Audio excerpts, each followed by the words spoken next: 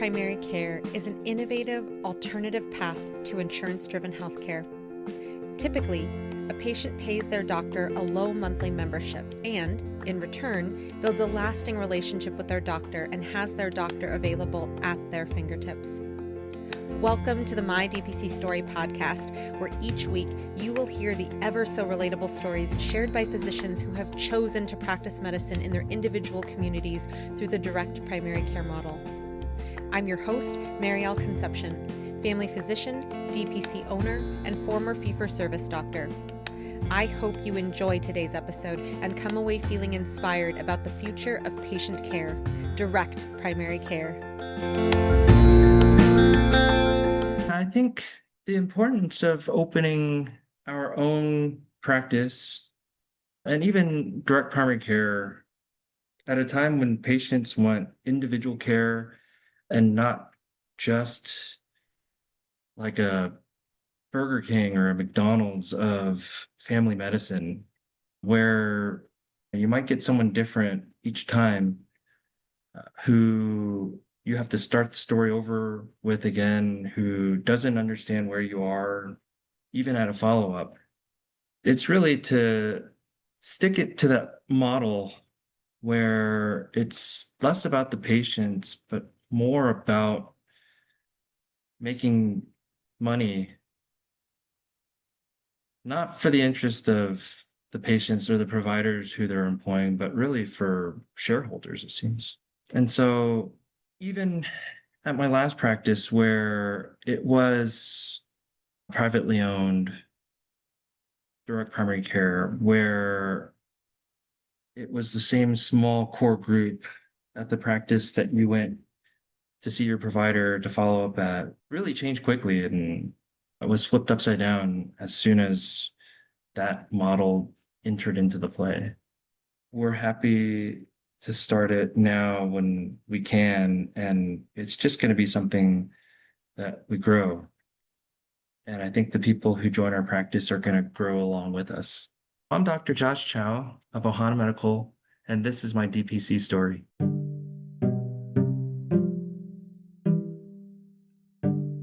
Today, we're closing out Financial Sustainability Month with a story that I think is going to hit close to home for a lot of you. Dr. Josh Chow is a board-certified family physician and DO who spent 5.5 years building his career inside what started as his dream DPC job. Physician-owned, values-aligned, deeply relational. And then it got sold to a corporation, and everything changed. Rather than chase another employed position, Dr. Chow and his wife, Katherine, who is an author, business owner, and a former elementary school teacher and the operational heart of their clinic, decided to build exactly what they wanted. They opened Ohana Medical in Centennial, Colorado in October of 2025. In this conversation, we talk about what it actually costs to open a DPC, and I mean that in every sense of the word. The startup budget, the family loan, the non-compete clauses, the severance pay. The spreadsheet Dr. Chow built of every DPC in Colorado just to figure out what to charge. The in-house pharmacy, the moonlighting shifts, the Augusta rule, the 529s, the dry erase master calendar in the hallway where they track everything from book launches to a 40-mile midnight ski race in Crested Butte. This is what DPC actually looks like when it's built by two real people funding a real family in real time. I'm so glad you're here for this one. Let's get to it. Welcome to the podcast, Dr. Chow and Katherine. Hi, thank you for having us. Thank you for having us. As a person in a married couple DPC relationship, I think it's always fantastic to hear how other people are doing it. I know Katherine, we talked about this before we started recording, but Katherine's going to be jumping here soon because she's got real life things to do and picking up kids is one of those things. So yep. I totally understand that. And I love that we're highlighting real life and how you guys are a couple in DPC. So let's start with Ohana. Clearly behind you guys, you have it beautifully emblazoned on your wall. For those of you who are watching the YouTube version, you're in Centennial, Colorado. And I think that Ohana is a very universal term, no matter where you are. But how did you guys land on Ohana? Gosh, I think right after college, we watched the movie Lilo and Stitch like a lot of other people, learned that Ohana meant family and family meant nobody got left behind or forgotten. So we actually used that as a team name for a charity bike ride back in college. And the name kind of stuck. When we did those charity rides, it was my brother, myself, cousins, and whoever else wanted to go for a 150-mile bike ride for Wow. charity. So now everything is Ohana, Team Ohana. So when it came time to pick a name for the clinic, it just made sense. Yeah. That's And we're fantastic. family medicine, so Ohana means family. Yeah. Who Mhm. is in your Ohana, just in your immediate Ohana? So we have 3 kids. They're all in elementary school, which is how this is possible. They're all in school now. Our oldest is Jonah. He's in 5th grade. And then Jovi's in 3rd, and Jubilee is in 1st grade. Wow, that's definitely a lot of activities and Yes. different times for different kids. So I totally hear you there. Katherine, you're an author, and I think that that is such a profession that protects autonomy because you literally are writing your words on paper, whatever you want to communicate. Mhm. And you guys have created this clinic that is autonomy in the medical space. And I'm just wondering, as you guys have gone along in your marriage and your marriage to medicine also, how did you guys come across direct primary care as a way to make your Ohana in DPC? This goes all the way back to medical school. If you asked me in medical school at the Texas College of Osteopathic Medicine, Fort Worth, if I was going to be a family doctor at this point, I probably would have told you that would be the last It was. specialty that I would ever go into. Yeah. So I actually graduated from medical school, wanted to be a surgeon, went to the Northeast and spent 3 years studying, practicing, pursuing surgery. But one kid later, I said no. Catherine, Catherine wasn't convinced that it was the right specialty for me. And so, yeah, we switched focus after 3 years of surgery residency, came to Colorado, did my residency at Skyridge.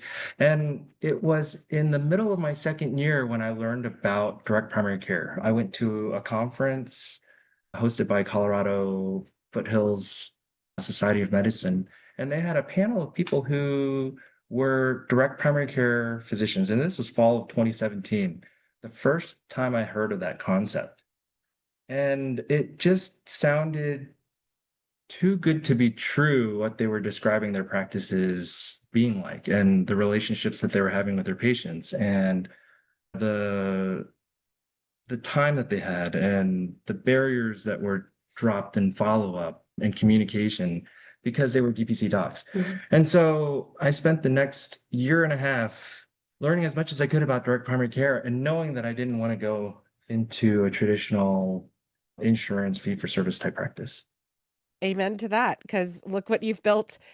I'm wondering here, especially pulling from Catherine, your business experience, as well as your research, Dr. Chow, in opening your practice outside of the quote unquote system.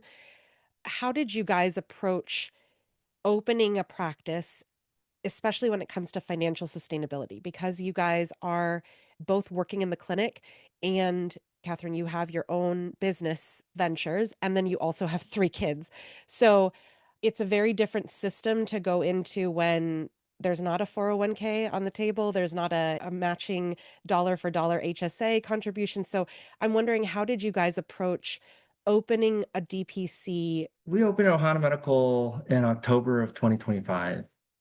And it was just a little bit before this time last year that I was laid off from my salaried direct primary care position that I had been at caring for patients for the previous 5.5 years after finishing residency.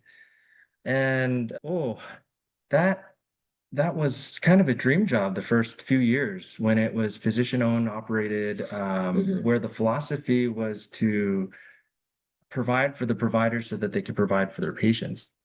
But when the owner decided to sell the practice and it ended up being sold to a Corporate. yeah, a large corporate giant, Uh-huh. things kind of changed quickly in the last 2 years and it wasn't the place that I had started working at. And so, well, after separating from my last direct primary care practice, I knew that the only way that I could be in a sustainable practice was if I was in a direct primary care practice. Mhm. And so when we spent those first few months looking for direct primary care positions with openings and not finding any, we knew we had to open our own. And I think this is important for people to hear, especially when it comes to sustainability, because when we hear you talking about being in an employed DPC position, that's definitely something that's happening these days. I'm wondering, did you have any issues with opening your clinic in Colorado, given that you were practicing in Colorado? Like, were non-competes an issue for you with your prior contract?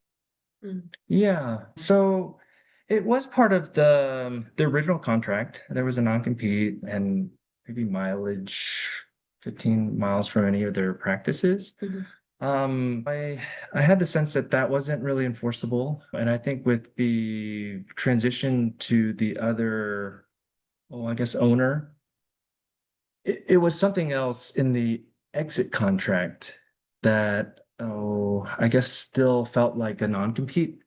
And mostly it was about not going out and reaching out to patients that were part of my practice to join me at my next practice. Right. Yeah, Yeah. within the first year, and not communicating with any current employees about participating in another practice, recruiting. It was a sad time. Yeah. I mean, I knew that it wasn't sustainable staying part of that direct primary care practice the way it had changed. But yeah, in a way, I was kind of caught off guard. I loved the people I worked with. I loved the patients that I saw there. I felt just in that moment, it was all that the decision for me not to be a part of that was completely out of my hands. But in the end, I think it was, I mean, we had been talking about opening our own, and it kind of just pushed us to do it, honestly. So it's kind of like a blessing in disguise, I think. Yeah. Absolutely. Mhm. What were your financial streams going into opening your practice? How did you determine when to open?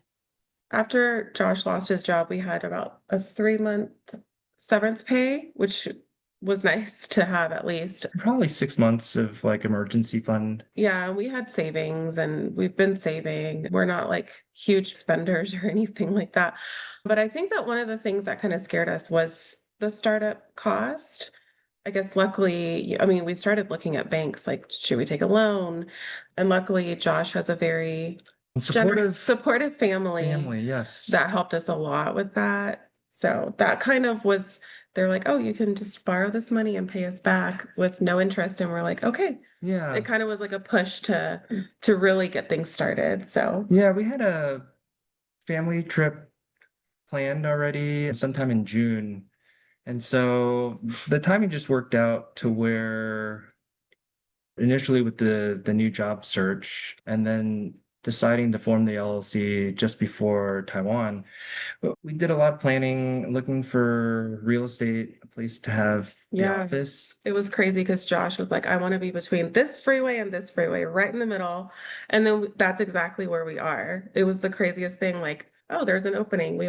We came to look at it and it was perfect. So it was like everything just kind of fell into place. Yeah, I'm usually one of those guys who might pick a fixer-upper I was and like, no, but don't do it. but I think we looked at that this place was moving ready. It was Yeah. on the first floor of a medical professional building and just about the right size. And there's a doctor upstairs that Josh worked with during residency. So we know someone in the building as well, which is nice. Yeah. And then I think we also intentionally planned it to be opening just before open enrollment, Hmm. when we might capture people who are leaving insurance or are looking for a new Alternatives. primary care provider. Fantastic. And I think that's very strategic. I think back to our opening, we opened in September. That was Mhm. not intentional, but taking advantage of the open enrollment opportunity is fantastic. When you talk about that in particular, how did you guys take advantage of those who were seeking care during open enrollment? Because in 2025, it definitely was a very Yeah. I feel like ants scattering all over the place time, Yeah. people knowing that healthcare costs were definitely going to go up. Mhm. Yeah, so we actually, Met a lot of insurance yeah, brokers met a through lot of, networking. networking, lots of networking. And yeah, the conversations, early conversations with those individuals were about what they understood about direct primary care. So it it was a lot easier if they were already quite familiar with direct primary care. Yeah, so we work with some health insurance brokers who love DPC. They understand DPC and they understand how to pair a DPC with something like a supplemental insurance or like a higher deductible plan or something where people can save money and actually use their primary care.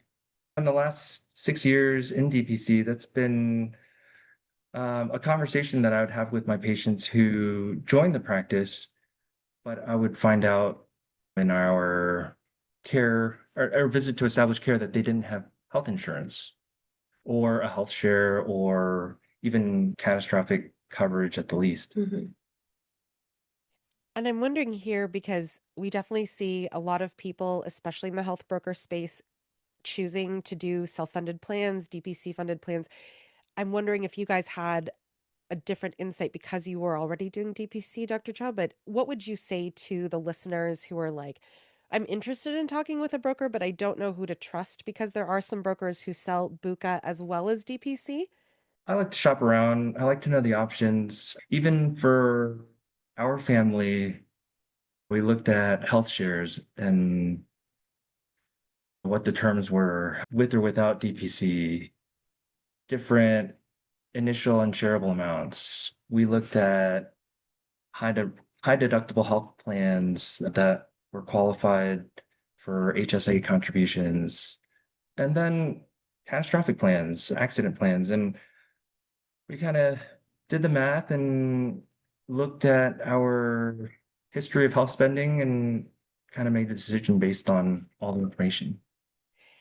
And how about picking the individuals, the brokers who you work with? Do you have any advice on actually working with brokers? Because it's one thing to know somebody who does be pairing with DPC, but I'm wondering what are the things that led you to work with the brokers that you work with in terms of like how they understand direct primary care, how they explain direct primary care to the people that they are bringing together with you guys? We actually invite them in and really explain it to them so they fully understand what we do. And we have one who he'll text me and be like, wait, do you guys cover this? Or I have someone calling and I mean, I don't want them to just tell people about us just, oh, this is a DPC. We want them to actually understand. So we've had multiple like lunches with these brokers and like fully explain to them this is what we do. And then they kind of explain to us like, oh, that would go well with this plan or this type of plan. And we kind of work together. So we're not just blindly like, oh, go talk to this guy or go talk to this lady. Yeah, and we get Yeah. feedback from friends and And family that we have referred yeah, to. even the patients are like, oh my gosh, this guy's great. Because they'll come in, I don't have insurance. What do I do? And we'll refer them out to him. And then they're like, oh, I had the best experience with him. He was such a great broker. And so I think there's some that we've met that we're like, probably not. And then they don't ever refer anyone to us. So they're obviously not working to really pair someone with a DPC. Yeah, I So think 2025 was also kind of the year of layoffs yeah, for a lots of lot of our layoffs. friends and Lot. Yeah. yeah, so it's hard to have a conversation about direct primary care without any mention of insurance. And Mhm. so that came up a lot with friends and friends of friends who were recently laid off or lost their Mhm. jobs, and what that meant looking for healthcare, paying for healthcare, and shopping for a health plan after their Cobra. Yeah. And I think an ugly reality that people are having to face, especially this Mhm. year. Learning education has been very invaluable for people, even learning if you're in a place where you get dinged if you don't have health insurance. Yeah. So it's definitely been a time of a learning. I'm wondering, as you guys opened Ohana Medical, what were some of the non-negotiables that might have come from your experience in DPC prior, might have come from the way you wanted to have Ohana really embody what you actually wanted to bring to patients? What were some of the non-negotiables that you guys had opening Ohana Medical? Yeah, that's a good question. I think I had to have a physical office. Yeah. I think I do better with my patients if I get to have visits that are more than just over the phone or virtual. I think I provide better care, and I think both the practice and my patients stand to benefit from that. I think some of the other non-negotiables were I wanted to be able to provide all of the procedures that I offered with my last direct primary care. I think the 3 years I had in surgical residency training. Yeah, he was called the lump and bump doctor. People were coming in, oh, I have a cyst, I have a bump. Can you, which some family doctors won't even do. So, yeah. So an autoclave was important, Mhm. surgical equipment and Mhm. tools, getting everything to sterilize my tools myself here. I think one non-negotiable was that I would be here. Instead of just hiring some random person to do this, I mean, this is our business. So even though I have no medical background, I mean, I've been with Josh throughout medical school and residency and all that. So I sometimes know what I'm talking about. But I feel with it being Ohana, like I knew I had to be here. So that was definitely a non-negotiable. Gosh, I really needed that liquid nitrogen and the Brimil spray Yeah. gun. And I think also we're very like money conscious. So even with labs, like we're like we have to get the best pricing. Medications, we have to get the best pricing. So whatever saves our patients, we will do for them. Right. Yeah. I didn't offer labs. I held off on offering labs until I had a group purchasing order to get kind of the best deal with Quest. Mhm. And it's not so that I can mark up the Yeah. cost of labs, but that I can pass on that value to my patients. Having an in-house pharmacy was a non-negotiable. Mhm. Learn the convenience and the savings that you can pass on by managing a pharmacy. What was another one? EKG and spirometry. But I knew I wasn't going to pay full price for a new machine, so I did a lot of shopping to outfit the practice for patients that were gonna be a part of it. What was your starting budget that you had or that you estimated for your clinic, and did your planned budget match your actual budget? I think so. It's Yeah. pretty close. Pretty close. I think I planned for just over $100,000 to start the practice. So the where we got the numbers was the doctor upstairs actually is, what do you call it? Self. Oh, he has a He private has his own, practice. yeah, private He's practice. in a fee-for-service type Yeah. practice. So he kind of, it's going to cost about this much. And we were like, oh, okay. So that was like a nice little guide for us. And Yeah. yeah, I mean, he was pretty spot on. Yeah, Dr. Scala. Yeah. He's a med peds doc. He was one of our elective preceptors Mhm. in my residency program who really pushed for family physicians, even internal med residents to consider opening their own practice. And even if it was your own private practice, that there were groups you could join to kind of get purchasing power, negotiating power with insurances. And he compared how many patients he saw and what his revenue was versus what the RVUs were calculated and what his reimbursement would be. Because you're offering different services, we'll get into that. How did you Mhm. guys approach pricing? Patients aren't coming through the door. I'm not sending notes for reimbursement to different insurance companies or calling to collect on payments that they've denied or declined. Mhm. I'm still bringing in the practice is still held up by the membership dues of the patients who are part of it. Mhm. But for fee for service, if you're not seeing patients, if you're not billing insurance, if you're not following up on those claims, your practice is going to dry up. And the more patients you see to try to bring in more revenue for the practice, the more staff you need. So it's like this rat race that just doesn't end. You need to pay more to see more, and you got to see more so that you can pay more.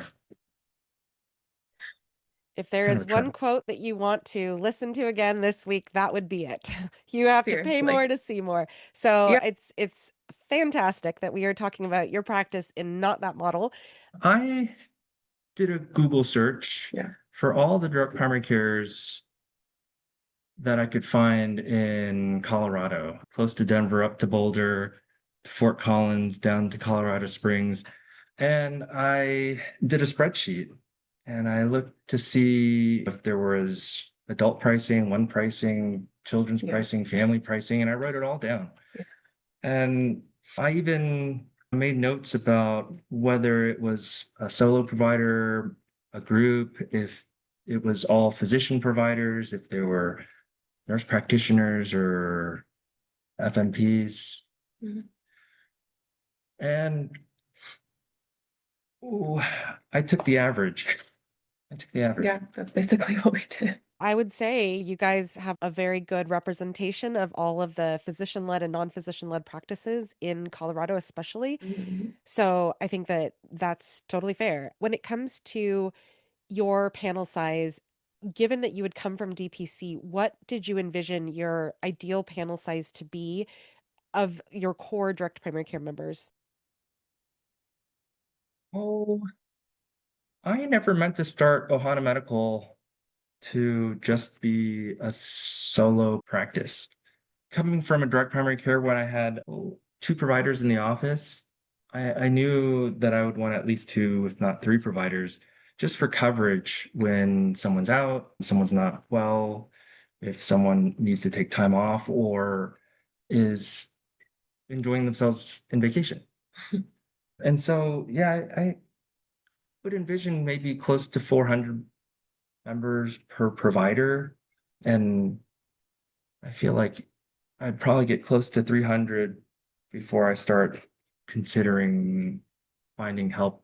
Do you envision people being employees like W-2s of Ohana Medical, or do you envision 1099s? And how do you envision their contracts being, given what you experienced as your prior DPC sold out to a larger corporation?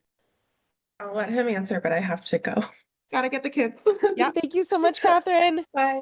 March being financial month, and the other podcast episodes this month talking about finances and the money side of DPC had me thinking about how I would arrange benefits down the line with Ohana. And I know that there's kind of a unique advantage of having a smaller private practice, especially if the others employed are family, to be able to really pack away money into your retirement accounts. And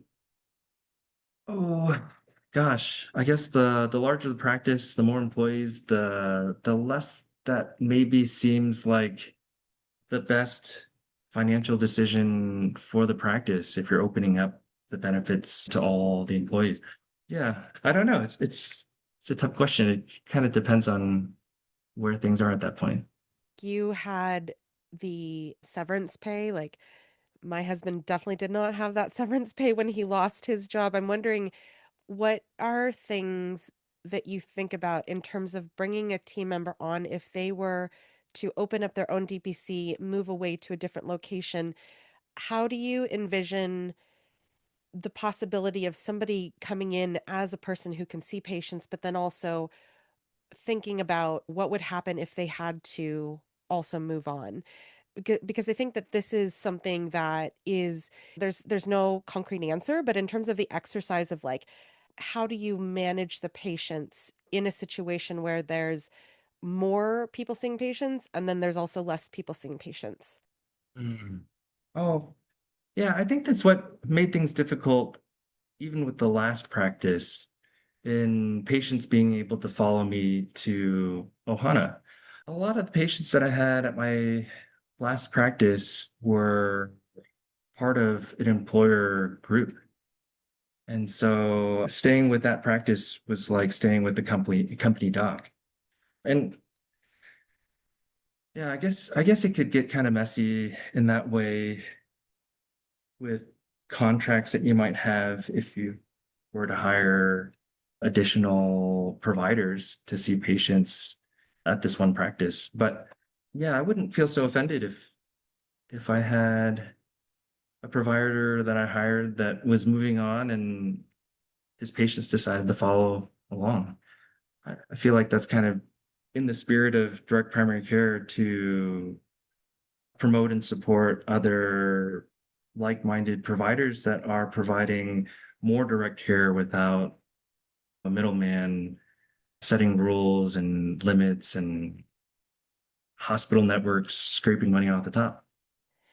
And I think too, just the nimbleness of a DPC, like if somebody were to not be there one day and they were seeing patients, I mean, it's just like you mentioned, if somebody's sick, like you don't have to worry about, oh, I can't see them in the clinic, I'm not going to get paid today. You can just take care of them virtually if you needed to. So that's, yeah, I think it's that it just speaks to the nimbleness of DPC in that things can happen. Things always happen in DPC, things happen in life, and we have a little bit more flexibility to roll with the waves. Yeah, I think that's part of the beauty. I've caught myself explaining to patients at the practice here and the other one that there are options even in direct primary care, that most direct primary cares don't require a long-term obligation, that you go month to month. And if you chose to look for another provider, maybe closer to where you are, that aligns more with your philosophy or personality, I wouldn't be too offended. I would help you move along. Oh, but yeah, luckily in direct primary care, that doesn't seem to happen as often as you can imagine, that people are using direct primary care to kind of doctor shop. Yeah, and I think that it just speaks to the value proposition that each and every one of us have. Our individual personalities are in our clinic, and that's very much what makes us stand out from who's ever on your insurance card or whoever takes your insurance. Yeah, I feel like I'm very invested on day one. And that was a little harder to do sometimes in the residency clinic when you only had 20 minutes with the patient. And by the time your patient's roomed and you're able to get in there after the vitals, you're already 10 minutes late. Totally. I think we've mentioned this on the podcast before, but what comes up when you say that is the whole like the clinic opens at 8, and that's also when your first patient is scheduled. But by the time you actually see them, it's 8:15, then you're already running behind. So I think Mhm. that it's totally it's just madness that we just lived with in residency and in the system. You offer one-time visits, and I'm wondering how you build that into your model so that you are making sure you have time for your members as well as opening another stream of income by having people who are one-off visits. Yeah, I think currently the practice is small enough that I don't see a whole lot of interference with allowing patients to come in just for a one-time visit. It wasn't something that the other direct primary care that I was at before allowed, but I think just for the sake of convenience, not having to pull out such a large contract for someone who wasn't going to use direct primary care as intended, where they were going to sign up for the month, see you one or two times, send a message to cancel within the first few days. It seemed to make sense to allow one-time visits. I was looking over some sample contracts and I saw that other direct primary cares were allowing one-time visits, maybe for spouses, maybe to treat flu, maybe to treat sexually transmitted infections. And it seemed to be reasonable to include. It was less about making money, more about staying in practice with a slower just starting direct primary care have to have medications in the pharmacy and have patients who might need them before I have to take them off the shelf or expire them. And I think the other thought with allowing patients and even having a marketing group help to schedule those one-time visits for us through their platform.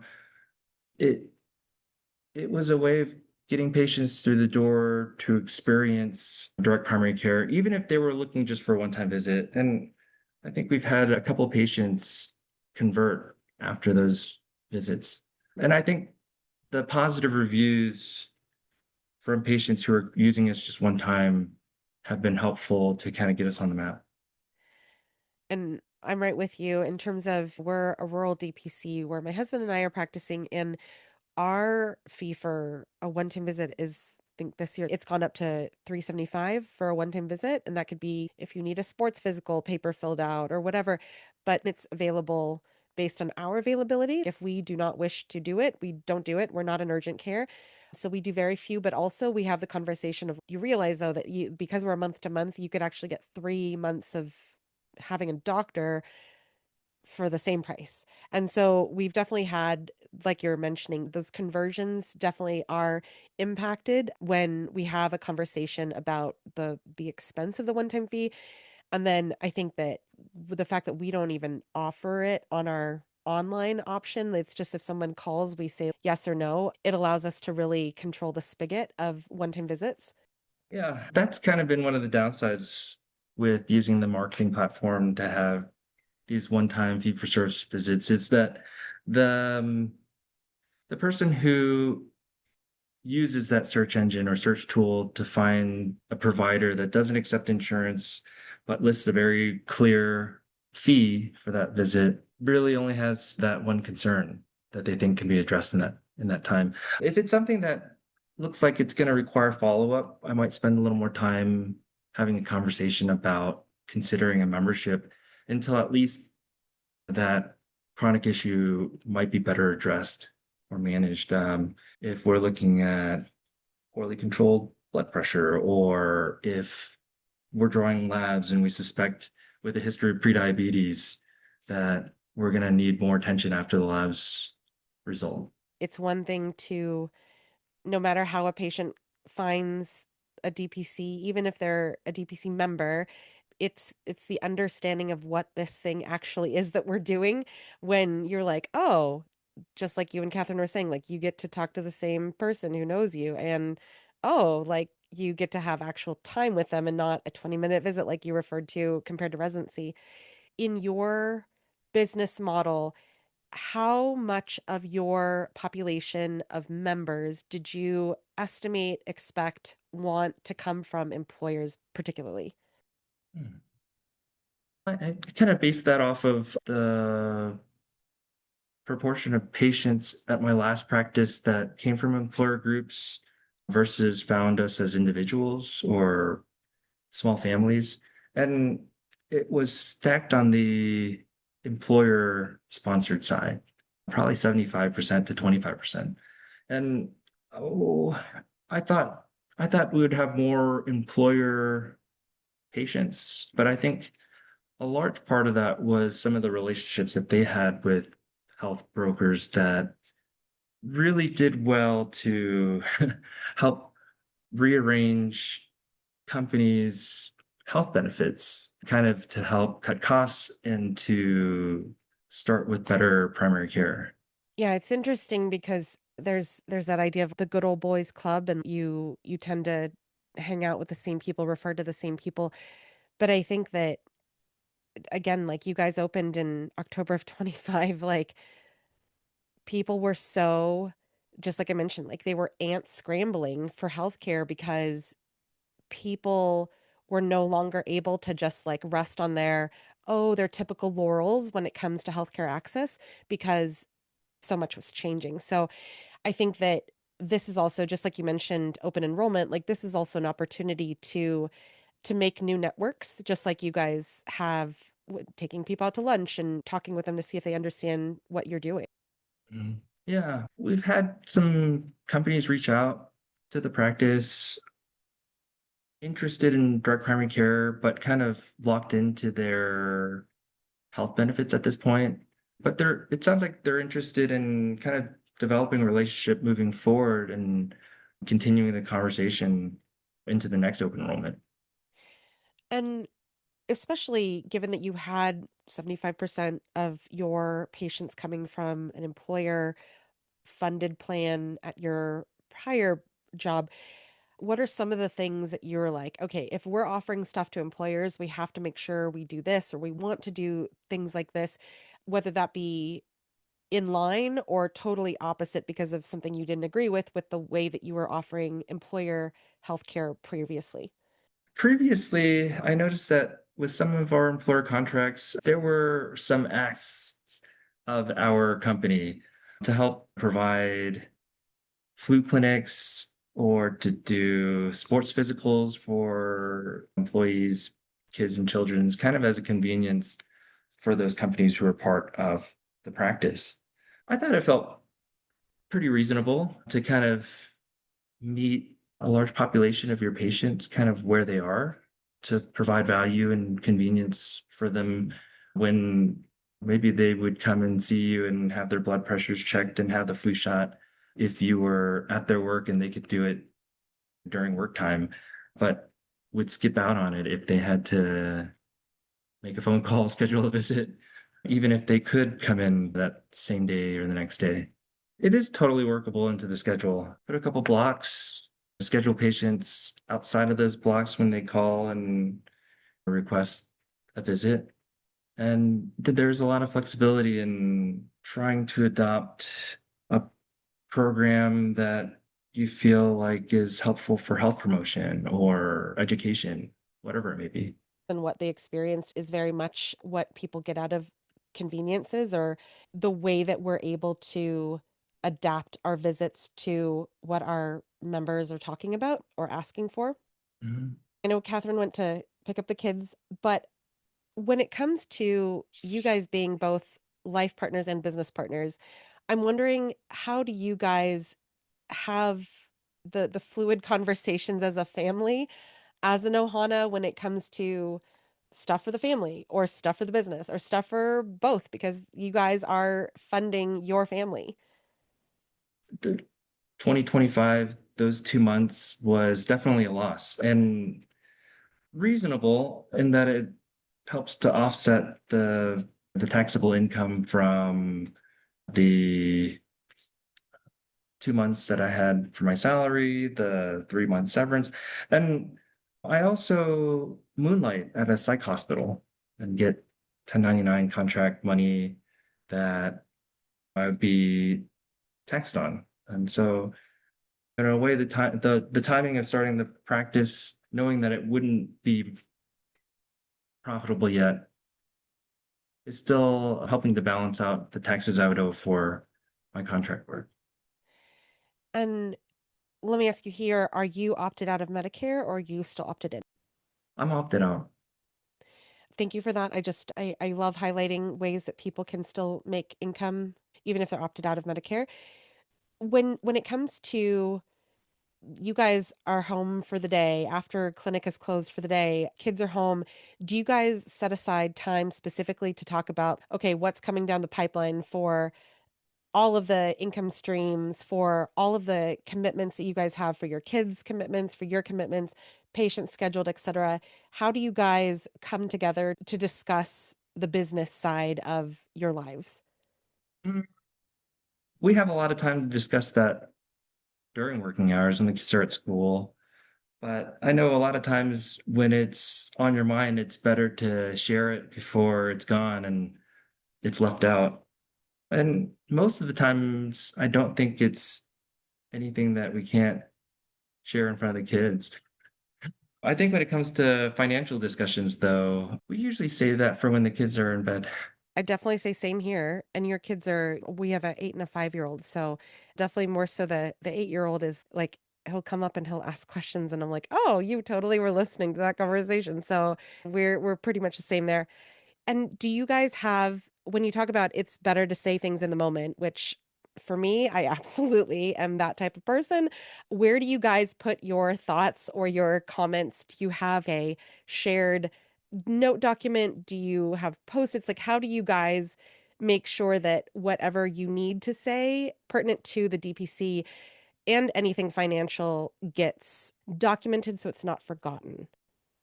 Yeah, we use a lot of sticky notes kind of all around the office, and I have my workspace over there. Usually, Catherine has hers over here.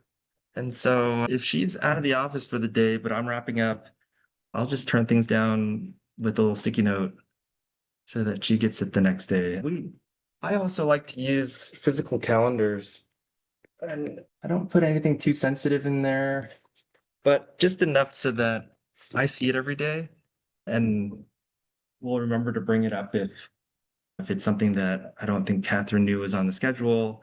And then we have this giant master calendar dry erase at home, kind of in the hallway where we always pass through to get upstairs, back to the kitchen, to the living area, where we can write down all the dates for book launches and planner sales and health fairs. And gosh, I have the Grand Traverse this Sunday in Crested Butte, where my brother and I, under Team Ohana, are doing a 40-mile ski race that starts Sunday at midnight into Sunday afternoon. I'm so excited for you. That is for you and your brother. That is so awesome. And it's part of your schedule. You don't have to not do it because of your work. And I just think that that is so awesome. I don't think anyone's ever mentioned starting at midnight ski race on the podcast before.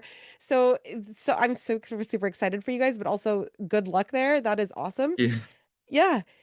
And I just, I wonder, like when you were seeing DPC in your second year, like you mentioned, and then you have this mentor upstairs who has his private practice, even though he's fee for service. I'm wondering, earlier we talked about non-negotiables. What are the non-negotiables for your guys' lifestyle that you could not allow to be impeded upon because of any business or businesses that you guys have? We're a family that cooks together and eats together. We don't eat out very often. My lunch is usually last night's dinner. And then whenever I'm moonlighting, it is chili night the night before, so that I have chili to take with me moonlighting. The the kids now have kind of made a rotation where if I am doing an overnight call, they have a rotation for who gets to sleep on my side of the bed. And so, yeah, I mean, I think even as busy as we get, if afternoon after work planning isn't taking the kids to piano or soccer, we try to reserve that time for family dinners. And what does your guys' typical day look like in terms of number of patients and when you and Catherine are both at the practice versus when you guys are in separate places? Because as you mentioned, and I totally relate to that, it is fantastic when the kids are at school because you can actually have, for me, time to think. I get very fractured when the kids are home. Yeah, we all wake up together, and the timing is just about right where Catherine typically will be the one who takes the kids to school. And we're lucky that this year, last year, and next year, they're all going to the same school at the same time, pick up, drop off. So that's been convenient.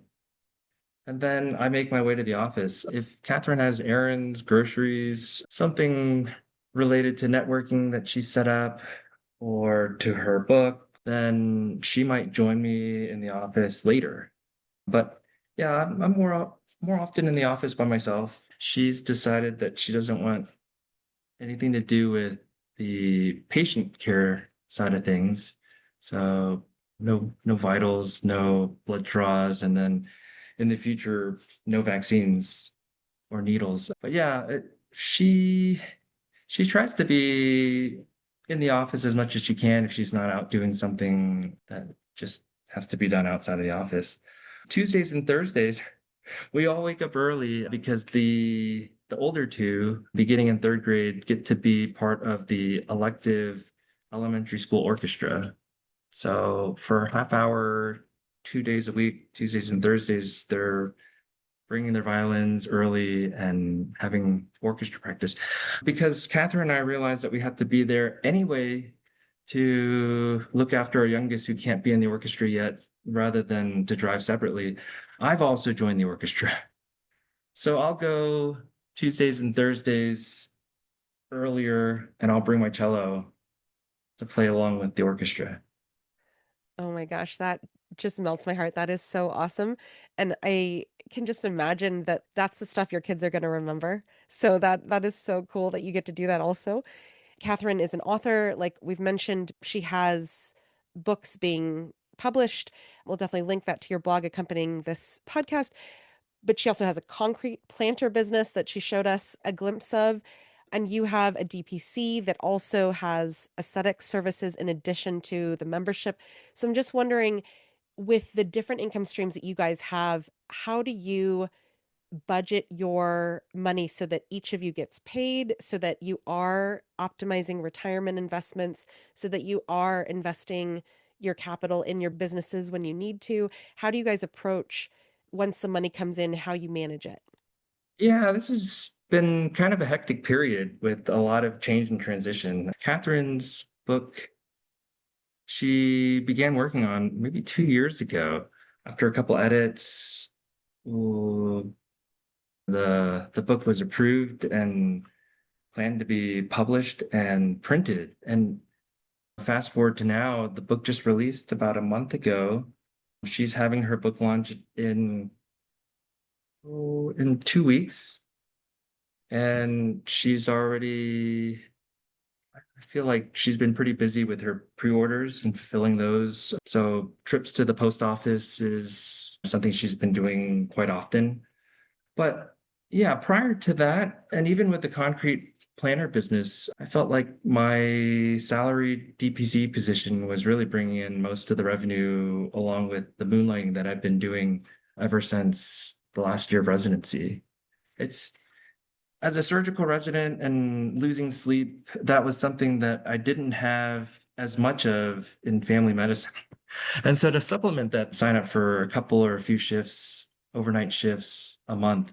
And in a way, I feel like I just kind of like that stressor. But the way we manage financially is that we we share everything in one account. We save what we can, we take what we need. We're not super extravagant. We usually agree on purchases. There's no surprises often either way. And yeah, I haven't had or driven a new car ever. I got my brother's hand-me-down in high school when he went to college first. When I went to college, I couldn't bring a car. That car went somewhere else. My next car late in college was one that my dad was retiring. Same thing happened for medical school when that third car was crapping out in residency.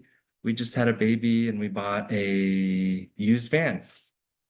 And then, gosh, my brother got a Forerunner, and 2 years after he bought it new, we had a bad hailstorm. So yeah, they totaled the car because of the hail damage, but it was an opportunity for me to buy a low mileage, perfectly good working Forerunner with hail damage for half the price.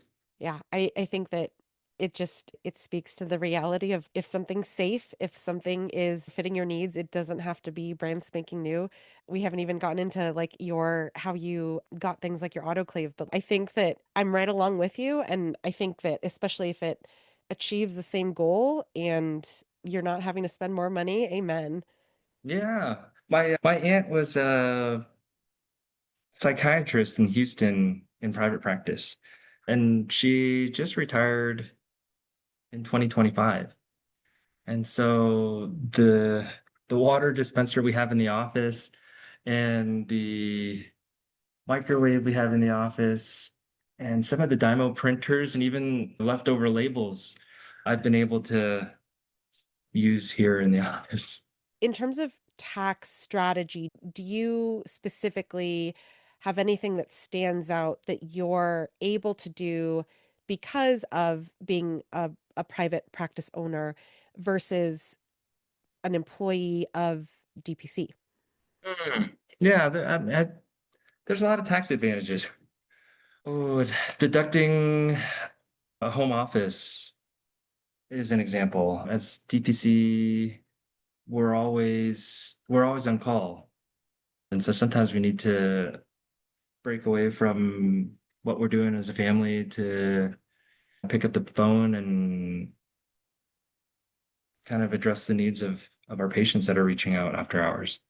I think, oh, I came across a thing called the Augusta rule that sounds interesting and something unique to owning a practice, having a private practice, and being able to deduct business expense by renting your own house to use for maybe a company training or dinner or networking. And not something we've explored yet. I think we're trying to keep the taxes as basic as we can. So yeah, I think I was lucky that I structured the company as an LLC, and technically I'm still just the sole single member LLC. And so I think for the last 2 months of 2025, the plan is to file taxes as a sole proprietor with the LLC and then take the loss against the income taxes that I would owe. And then I think in those first couple months, I think Katherine spent even less time here at the office. And so, yeah, we weren't even considering paying a wage. And then I haven't even taken any like owner's draws from the company. And I think that it's so pertinent. Like you mentioned, we're talking finances in the month of March, but also just in terms of sustainability going forward, like how do you take the draw? When do you take the draw? These are so important to think about because of whatever you need to fund, paying your rent, paying your gas bill, paying your internet bill, whatever it is, putting money into a 529. These are the things where strategy absolutely comes into play. And I think that, yes, like the Augusta rule, that's definitely something that we use because, and I don't even remember where I learned about it, but I was like, how do we claim that tax break? And for us, having somebody who's an expert in tax strategy has helped because that is definitely not my expertise and I don't have the bandwidth to attempt learning all of the ins and outs of how we can benefit tax wise. Yeah, I remember checking out books about small business taxes from the library sometime in April when we decided to form the LLC and trying to do some research on what tax strategies or tax approaches we were going to take with the business. But gosh, not really being in it, it was a lot harder to kind of get much out of that material. But I think this is the time where it would make a lot of sense maybe after I complete the 2025 taxes to kind of go and figure out what I need to keep records of and how I'm going to do my taxes for 2026 year. Amen to that. We got lots of talking to about having a business credit card. For some of the first 2 years, we were like, we'll just keep track of what expense goes to what. And then we absolutely have this is exclusively for business purchases. I just made a return at Costco because I accidentally charged on the wrong card. So I think that there's definitely tips and tricks out there that can help you maintain, like you're saying, documentation of what is for the business, but also the strategy going into next year after tax season is over. That definitely is a lot. The stress bubble pops and you can think about strategy for next year. Yeah, along the same lines, it's like, gosh, we ran out of tissues at home, so I'd bring a box of tissues home from work, but as soon as I restock the tissues at home, I'm bringing one back. Batteries sometimes too. Yep. Yeah. When you've talked with people, when you were doing your research, are there already certain things that you're planning for the 2026 tax year that are because of what you've learned from 2025 so far? Oh gosh, 2025 feels like it's easier just because it's still just me. I don't have payroll. But it would make sense to incorporate payroll, I think, if we projected that we're going to be more profitable. But I think what I learned in 2025 that I need to apply to 2026 is I need to start bookkeeping better. So I have a better sense of the trajectory of profit and expenses or profit and loss. Fair enough. You opened at a time where health access was definitely going to be much more impinged upon during 2026. What do you and Katherine see as the future of Ohana Medical in the next 1 year, 3 years, 5 years? We're still waiting to get to a level in our membership where we break even. And I think potentially it could be a few more months before we get to that point. And then I think until we can't support growth, that's what we're gonna be about. So finding what works with what we're doing for marketing and doing more of that, evaluating what doesn't work and refocusing our energy. But yeah, I think in this next year, it'll likely be Katherine and I until I think we're just busy with our panel to where we might need someone to help with labs and checking in patients, kind of helping with that processing. But for now, I think my patients are generally quite surprised that when I tell them I offer labs, it's me that draws them. But I think that ability to do phlebotomy just comes from those few years of surgical training in the Northeast. Thank you so much, Dr. Chow, and to Katherine. I know she's left to pick up the kids, but thank you guys so much for sharing the story of how you're embodying Ohana in your community. Thank you, Mariel. Thank you for having me. Thank you for having Katherine. We enjoyed our conversations. I couldn't be happier that Katherine and I got to open this practice together. I absolutely wouldn't be able to do this without her help and her support, and from the support of my family, my brother, my aunt, who trusted me with a loan when it was difficult to secure one for the small business that wasn't trying to get 15% interest.